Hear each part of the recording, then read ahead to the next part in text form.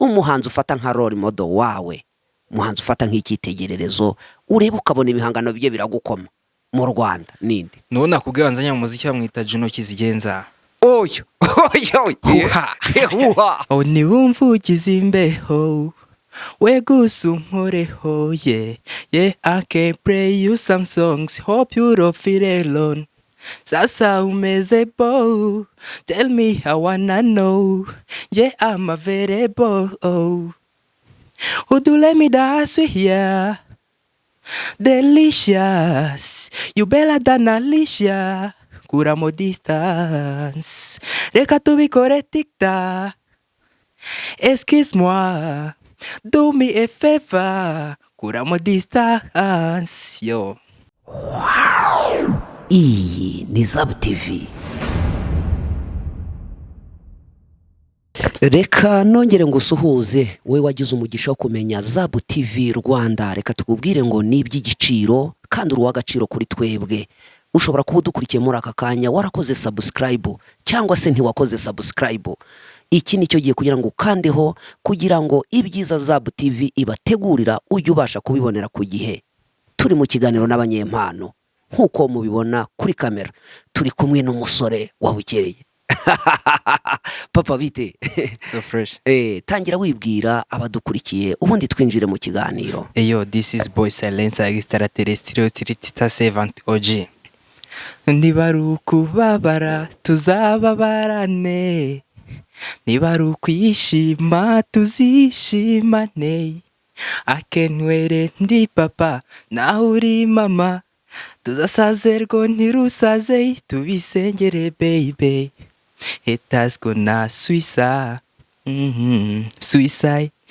Reka njyewe sinkabya, sinkabya. For shall love ni forever, darling ni forever. Tuzabana iteka, iteka.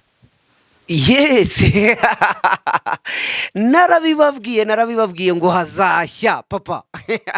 Ngo nimba ari ukubabara muzababarane. Ya no kwishima twishimane. Nuko utange wibwira abakunzi bacu. For sure.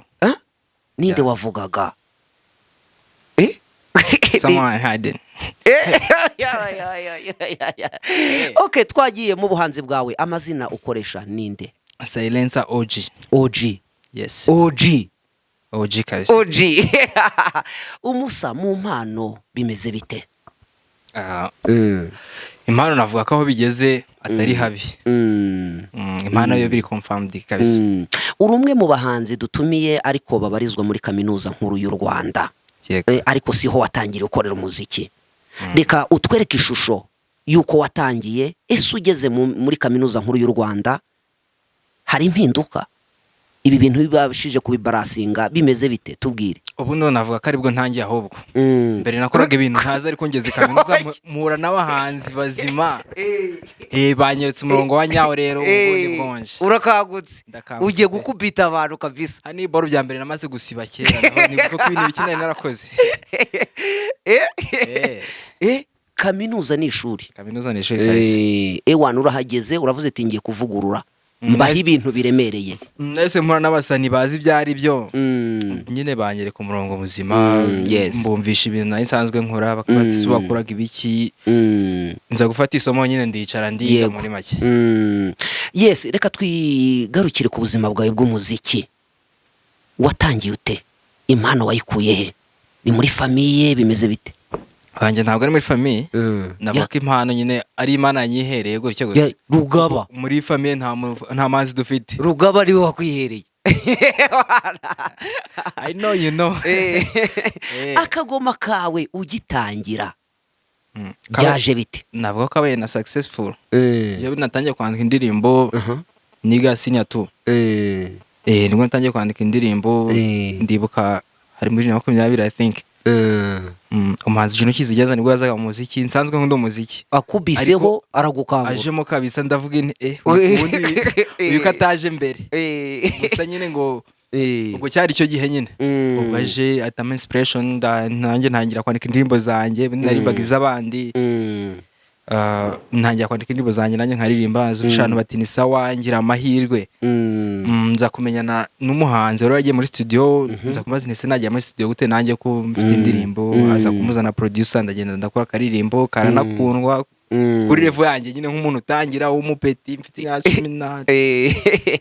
Yes, ugeze muri studio bwa mbere hari abajyaho ngo agatima kakadundadunda pro yamushyira ku cyuma yamubwira atambara headphone ngo agatima kakadunda ko nari mpaguye yawe ntabyo byoroshye kabisa nari nguye muri studio y'abandi wumva ari ibintu bidasanzwe maybe ko nafite 16 cyangwa 17 urumva nari nkiri umwana narakuriye pyo mu byaro birumvikana.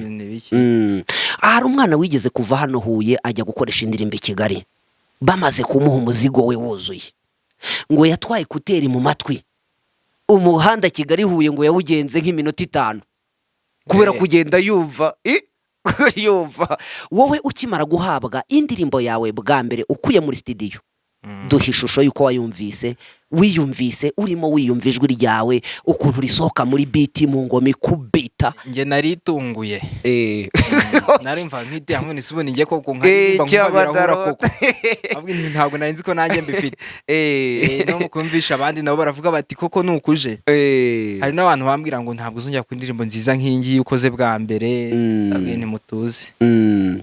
Okay, kwijwi ryawe ryiza ongera umpere akapera abantu badukurikiye mwijwi ryawe ryiza Imana yaguhaye. Iyi ni Zabu TV mu kiganiro garagaza impano. Papa twende. Ni wumva ugize imbeho we gusa unkoreho yeah I can play you some songs hope you don't feel alone. Sasa umeze bo tell me I wanna know yeah I'm available would you let me dance with ya delicious you better than Alicia kuramo distance reka tubikore tikta excuse-moi do me a favor kuramo distance yo akubwo nikabahe katurica abantu.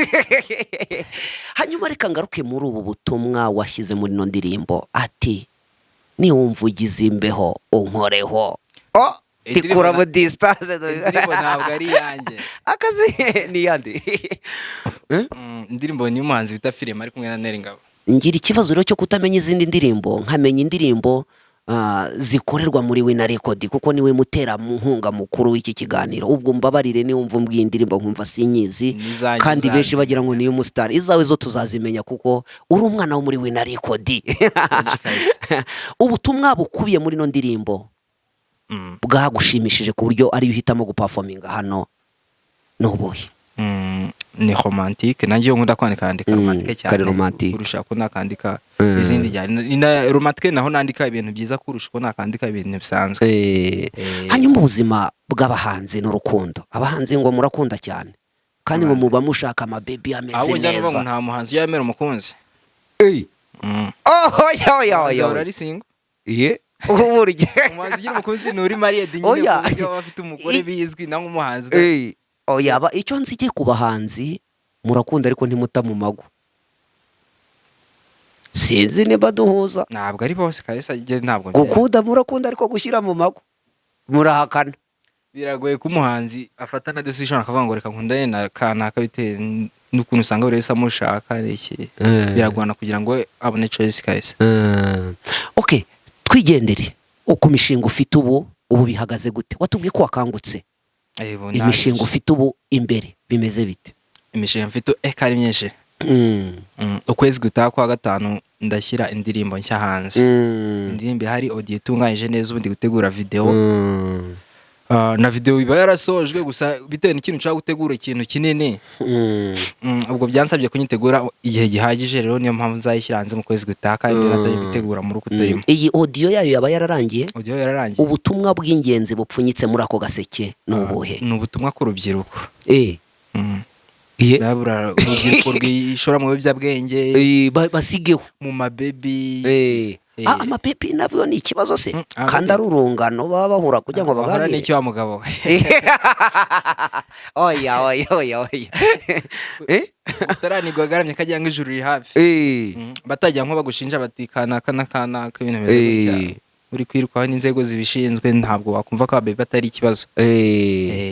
kuki iyi ndirimbo ushingiye ku butumwa urimo mbwira burimo ndumva ni ikinini cy'urubyiruko.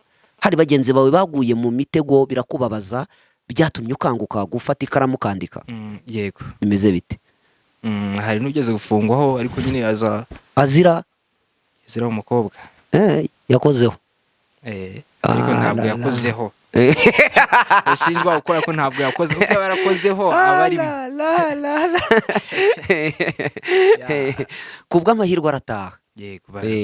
nawe uravuga ati reka nandika ubutumwa bukangura urubyiruko atazanibeshya kwanza na bagenzi banjye nabo n'ikindi gihe babyumve ntibazongere.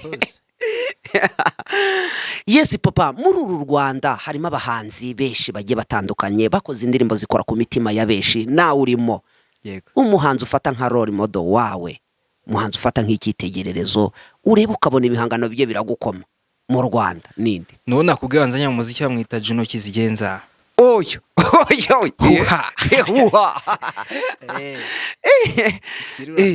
ubu abafana ba Bruce Melody ntibagutera amabuye? Afana Melody ibyo birareba. Why not? Melody nandi ndamukunda kuko ariko ntiyakurutira muri rusange ko ngiye mfite role model umuntu wanzanye nkunda n'ibintu bye kurusha ibyandi bose. Bruce Melody nashaka byumve pe ahubwo byanshimisha byumvisha kumva ko sibazanye Juno akumva ko azanye umuntu urenze utangiye kwa role model abandi no kumva ko nyine nawe yakoze igikorwa kirimo n'umugabo. Hanyuma ibintu nka bitatu umukundira ubona ashobora kuba akurutira abandi bahanzi babashije guhura nawe. Juno Festival imyandikire ye yego arabakoma pe afite ikaramu nziza ijwi rye gusa najya ndarigarukaho nawe ryo nintagereraho noneho lifestyle yiwe nyine ukuntu abayeho najya kuvuga yamvugo yabujijwe gusa nyine ni umuntu uri vibrant akora ibintu nyine ubona by'umuhanzi ugezweho azi kwamaza ibikorwa bye akora inkuru nyine ku buryo abantu bamuvuga akaba atazima nyine azi showbiz muri rusange yego buryo ikorwa ibyo bintu I think bitatu byuzuye n'icumi nabibona kuri Juno. Okay, ngayo nguko abakunzi bacu baraza kutubwira nabo uko babyumva muri comment. Iyi ni Zabu TV, ushobora kuba udukurikiye none aho uri umunyempano. Iki ni cyo gihe cyawe kugira ngo ugaragaze impano kuri Zabu TV Rwanda. Aha na hambere mbonye kabisa. Papa, twigiyere ku ntumbero y'umuziki wawe ejo hazaza. Abahanzi benshi barimo baratinya gutegura ibitaramo. Wowe hari igitekerezo cyo kuvuga ngo nzakora indirimbo ariko ntegure n'igitaramo by'umwihariko hariya muri kaminuza nkuru y'u Rwanda ubarizwa? Yego nibyo ndimo. Gusa gutegura igitaramo ntabwo ategura igitaramo nk'ubwo n'indirimbo mfite abantu bazi muri kaminuza. Yego. Ni imwe nakoze maze kuhagera. Nzabe ntabwo navuga ngo barazizi. Ntabwo vuga ngo urategura igitaramo ufite indirimbo mu bantu bazi baririmbana nabo. Birasaba ngo banze ukora ibintu bakumenye then ukora igitaramo vibing nabo ibyo bintu byawe bazi. Okay. Abahanzi bajya baza kenshi harabo tujya dushinja kudakoresha imbuga nkoranyambaga izi social media mu kumenyekanisha ibihangano byabo. Wowe bimeze bite? Hari social media runaka ufite ubarizwaho ushobora kurangira umuntu udukurikiye muri aka kanya ari Nyamata agahita asura ibihangano byawe? Iyo uzi yose ko mparira barangira batungira urutoki banakore subscribe kuri iyi channel ho ndakeka ko buri wese yabisoje akibona kabisa kuri kamera. Hanyuma njyewe rero kuri YouTube ni Silence ugasiga akanya ukandika OG, ubwo ni Silence ivuga uceceka ukongeraho ra ugasiga akanya ukandika onaga OG. Yes. Instagram nuko Silence OG, Facebook nuko ahantu hose ni Silence OG. Cya imbuga zose ndumva ndiho. N'ibihangano byanjye nibabikura ugeza Audio Mark za Spotify Silence OG byandika. Ndumva imbuga zose zishinzwe gucuruza umuziki hose uba waragezeyo. Tunabigushimire. Tugana ku musozo, nubuhe butumwa wumva ufite nta kubajije wumva utasoza udasangije abakunzi ba Zabu TV muri aka kanya? Ubutumwa nabugenera nk'abahanzi bashya bakiri bato yankanjye. hari igihe Mm. uba ufite nka nimero wenda y'umusitari, wenda ni urugero ufite nimero ya The Ben, Yes. ugahora umwandikira message buri munsi ngo The Ben ndashaka mfashe, mfite impano, usabiriza. ukabona ntabwo agusubiza. Usabiriza. Yego. Nyina nigiye umwandikira ntawe usubiza, ukumva ko we ari umutima mu wenda uwo muhanzi agira. Aha. Bro, njye nagize amahirwe yo kubana yo kumenya n'abahanzi bagiye batandukanye b'abasitari. Aha.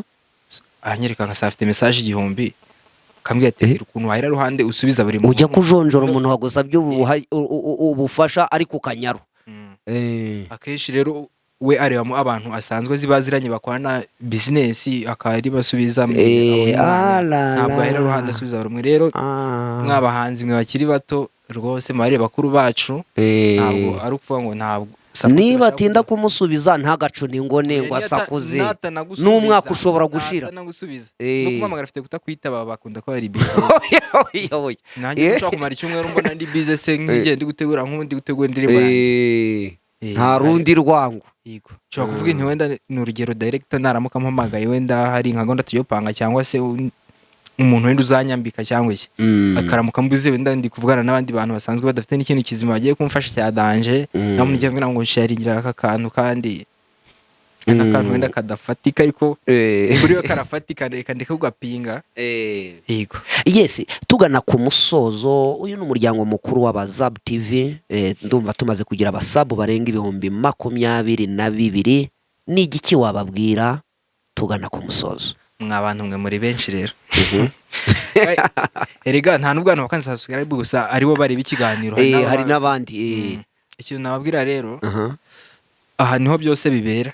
Niba utarakanda subscribe, kanda subscribe. Niba waranayikanze, always be there. Hari ibintu byiza, impano barafasha, impano zikazamuka. Bashobora kudafasha wowe ariko bagafasha mugenzi wawe akazamuka, nawe akazagufasha nyine bitewe na support yahawe na Zab TV. Okay. Rero iyi Zabu ni umuryango mwiza muri make, ufasha impano zigiye zitandukanye. Ndabizi ntabwo ari kuririmba gusa, abakina filime murabafasha byose kabisa.